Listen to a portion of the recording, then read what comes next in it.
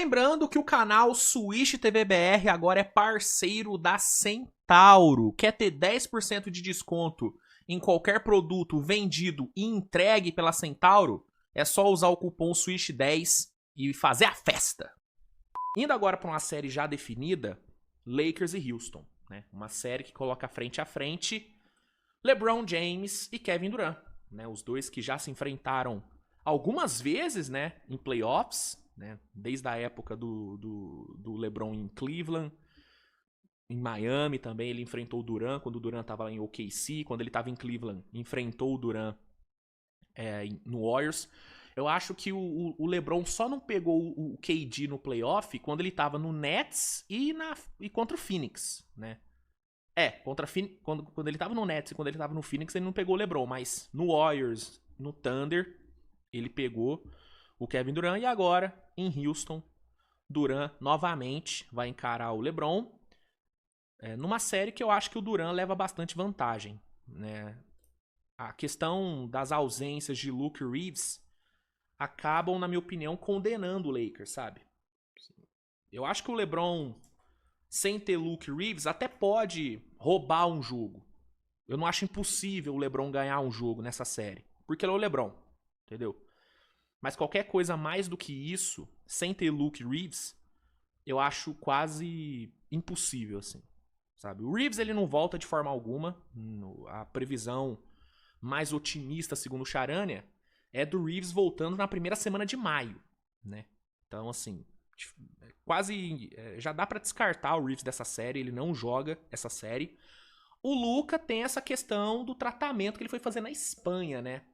As informações são de que o Luka ficou um tempo lá na Espanha, tomando injeção e tudo, pra tentar meio que dar uma acelerada na recuperação da lesão que ele sofreu.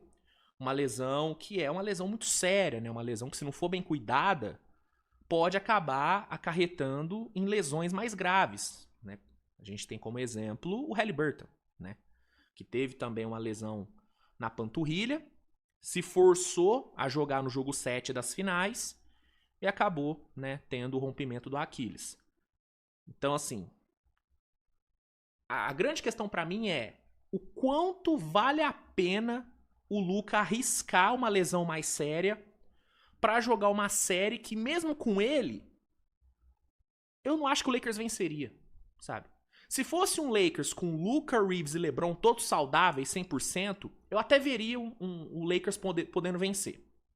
Até veria o Lakers podendo vencer. Agora, sem ter o Reeves ali pra dividir a armação com ele, cara, e ele não estando nem perto do 100%, porque se o Luka jogar, o Luka vai estar todo baleado, gente. Ele vai estar longe da forma ideal dele. Então, assim, eu particularmente não acho que vale a pena o Luka adiantar a volta dele. Porque, cara, é uma primeira rodada, sabe? O caso do Haliburton, dele ter se forçado a jogar, mesmo machucado, mesmo correndo o risco do rompimento de romper e tal, foi um risco muito grande, mas era um cenário, cara, de jogo 7 das finais, mano. Entendeu? Era um jogo pra ele ser campeão. Então dava pra entender ele se forçar a jogar. O mesmo caso quando o Kevin Durant, com a lesão também na panturrilha, foi jogar ali contra o Toronto e estourou. Era final, né? Tanto o Warriors, quando o Durant se forçou, como o Pacers, quando o Haliburton se forçou a jogar, os dois tinham chances reais de título. No caso do Lakers, cara, assim, não tem chance do Lakers ser campeão. E a gente tá falando de uma primeira rodada contra Houston. Entendeu? Um Houston completo. Claro, vai estar sem o Fred VanVleet, mas assim, já jogou sem o VanVleet a temporada inteira. É um Houston que vai ter Şengün, que vai ter Aman Thompson, que vai ter Tyrese, que vai ter Jabari, que vai ter Kevin Durant. Então, eu não consigo achar ok e achar válido ou achar que vale a pena o Luka se forçar, o Luka correr um risco de uma lesão mais grave pra jogar uma série dessa, que o Lakers não tem chance de ganhar. Não tem chance. Sim. Ah, Luiz, você tá desrespeitando o Lakers. Cara, não é questão de desrespeitar time X ou Y, é questão de analisar o jogo. De analisar o confronto. Você realmente acha que um Luka baleado junto de um LeBron sem ter um Reeves do lado, é capaz de vencer uma defesa física como a de Houston? Eu tenho várias questões com Houston, tá? Houston passa longe de ser um time que eu olhe e fale, putz, esse time pode ser campeão. Eu não vejo o Houston sendo campeão. Só que é inegável que Houston, nessas condições, é muito mais forte do que o Lakers. Especialmente na parte defensiva. Pô, o Luka baleado vai aguentar a pressão no ponto de ataque que Houston vai colocar em cima dele? Com o Aman Thompson, com o Tari Eason, você acha que vai aguentar? O quanto ele vai aguentar? É muito complicado. É muito complicado, entendeu?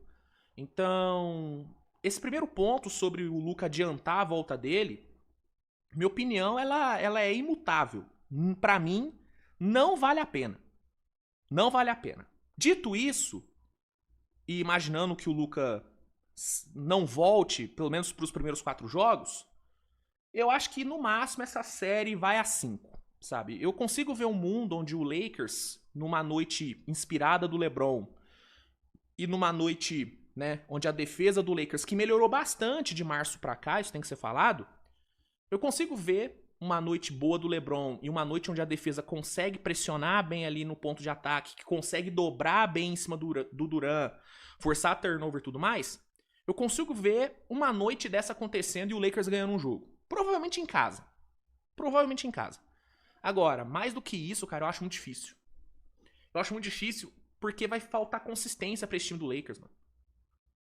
Vai faltar consistência. Numa noite, pode acontecer do LeBron vir pra um 30-10, o Smart converter umas 5 bolas de 3 ali no corner, a defesa fazer um bom trabalho, forçar turnover no Durant e capitalizar bem na transição, como o time acabou fazendo, né, nesses últimos jogos contra Houston. A gente viu uma defesa do Lakers pressionando muito o Durant.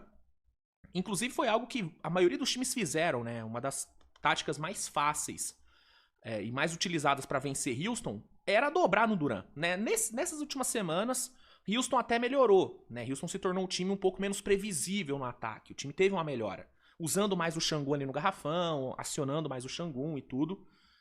Mas durante toda a temporada, essa foi uma estratégia, né, muito utilizada pelos times contra Houston. Dobrar no Durant e forçar erros de passe, até porque o Durant, apesar dele ser um gênio, um craque, ele não é um grande passador. Então ele não é um cara que lida tão bem com blitz como o Luka lida, como o próprio LeBron lida, né? Então eu vejo numa noite o Lakers conseguindo executar bem um plano defensivo, forçando turnovers, e eu vejo um ataque com o LeBron metendo um 30-10, com o Smart matando as bolinhas, com o Ayton num surto de vontade, entregando um jogo ok. Eu consigo ver uma noite dessa acontecendo. Mais de uma, eu acho muito difícil. Então, pela falta de consistência e pela falta de peças, eu acho que o Lakers dificilmente consegue levar essa série para mais de 5 jogos. Houston, mesmo não sendo um time que eu bote muita confiança, é um time melhor. E que vem numa fase boa, né? A reta final de regular de Houston foi muito boa. E Houston tem alguns jogadores que o Lakers não vai ter resposta. Por exemplo, o que o Lakers vai fazer com o Sengun? O que vai fazer com o Sengun? Quem que vai marcar o Sengun? DeAndre Ayton? Pô, o Sengun vai jantar o DeAndre Ayton. Entendeu? Ah, não, vai botar o Jackson Reyes. Porra, irmão. Tadinho o Jackson Reyes. Entendeu? O Sengun, pra mim, ele tem tudo pra ser o melhor jogador dessa série. Tá? Tem tudo, tem tudo, tem tudo. E se ele conseguir ser o melhor jogador da série, não é impossível varrida. Tá? Não é impossível varrida. Eu apostaria mais no 4-1 por eu achar que o Lakers vai ter um desses jogos aí onde as coisas vão dar certo. Mas mais do que isso, eu sinceramente não vejo. Então, meu palpite para Lakers e Houston é Houston vencendo 4-1 e avançando para encarar, muito provavelmente, o Oklahoma City Thunder.